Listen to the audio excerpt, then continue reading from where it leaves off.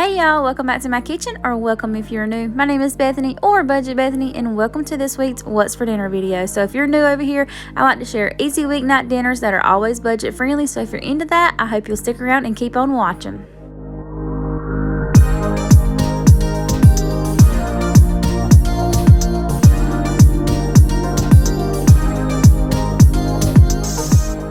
Right, y'all, so getting right on into this what's for dinner, we're going to be making some garlic butter chops. So I'm just going to be adding some garlic butter that you can find at Walmart in like where the bread and the deli and all that side. It's called Italian Rose garlic butter spread. So I just added some of that to the bottom of my skillet, and I'm going to season up my pork chops. So I have my pork chops out on my cutting board, and then I'm just going to season them up with some garlic powder, some onion powder, and some Morton seasoned salt.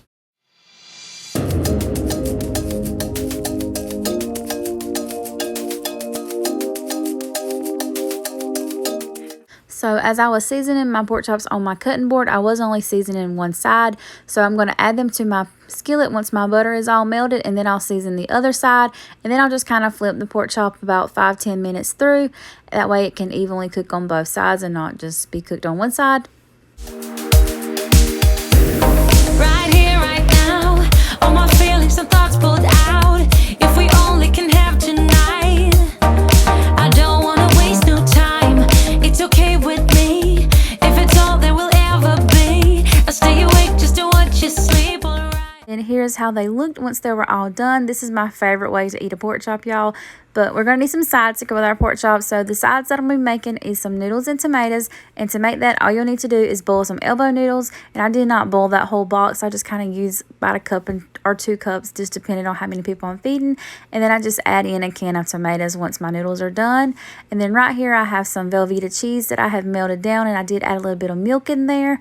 And then I've got some broccoli. And it was the steamable broccoli that you just can put in the microwave. So I steamed that. And then we're just going to plate it up. We're going to have our pork chops. We're going to have our noodles and tomatoes. Then we're going to have our broccoli with a little bit of cheese drizzled on top.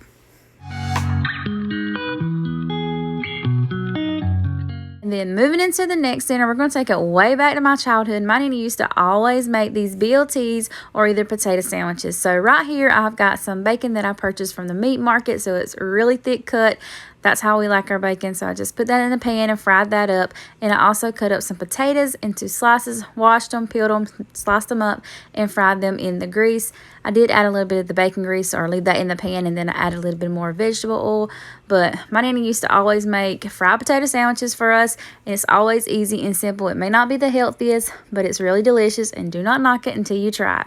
Moving right along into the next dinner for this week, we're going to be making some chicken bacon ranch Alfredo, and this was my very first time ever trying this recipe. So you're going to need all the ingredients that you see right here on the screen. You can also use like regular bacon, but I'm going to use the pre-cooked bacon just to make my life a little bit simpler and make dinner come together a lot quicker than it normally would have.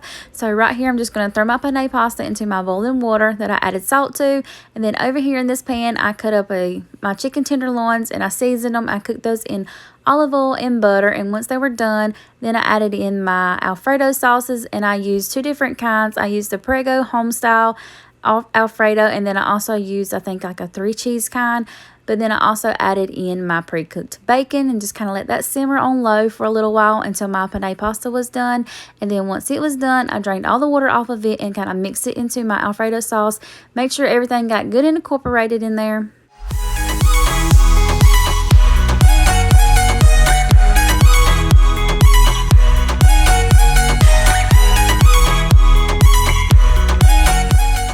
And then once it was all mixed up together and all that good old stuff, I'm going to dump it into my bacon pan.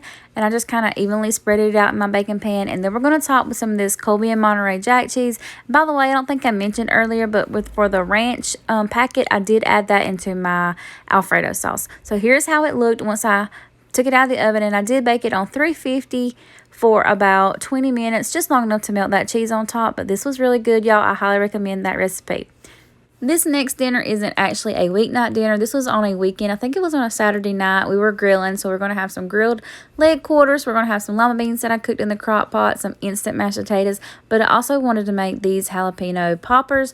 I always make these all the time. Every time we're grilling, I always want to make them. But I wanted to do a little bit different this time. So I used my softened cream cheese block, and I added in some of that pineapple pepper jelly that I also purchased from the meat market the same day that I bought my fresh bacon that I shared with y'all earlier.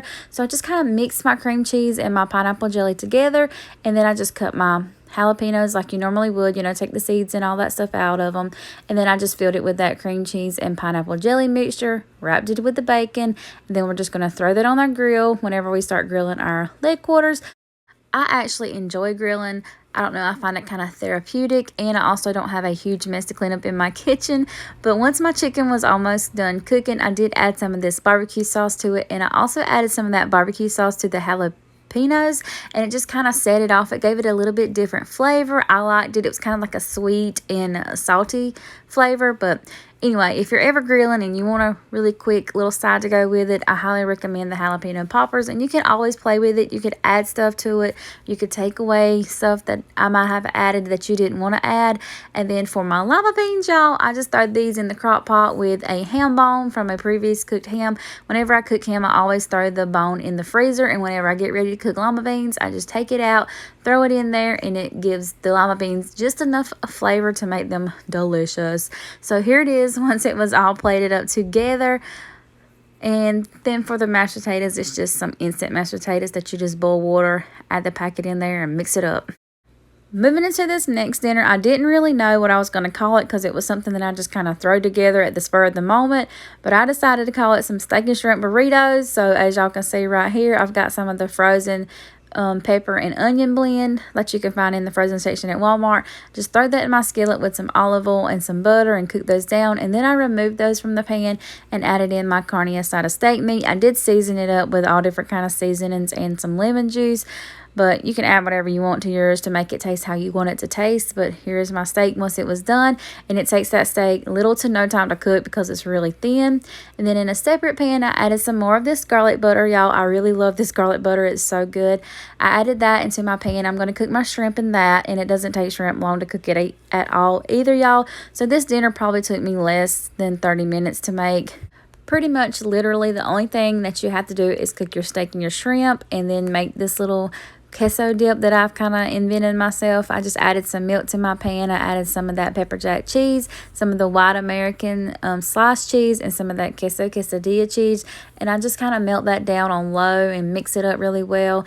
And then once that was done, I started assembling my steak and my shrimp burritos.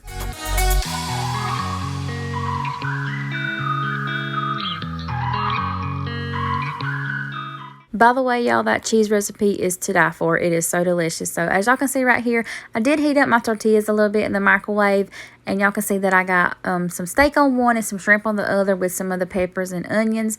And on one of them, I got just a little bit of sour cream. And then I sprinkled on a little bit of that tahini. And then I kind of rolled it up, poured on my cheese sauce, and then I kind of drizzled on a little bit of Valentina on there as well. But y'all, that is all I've got for y'all for this week. I hope y'all enjoyed this week's What's for Dinner. If you did, I hope you'll leave me a thumbs up before you leave.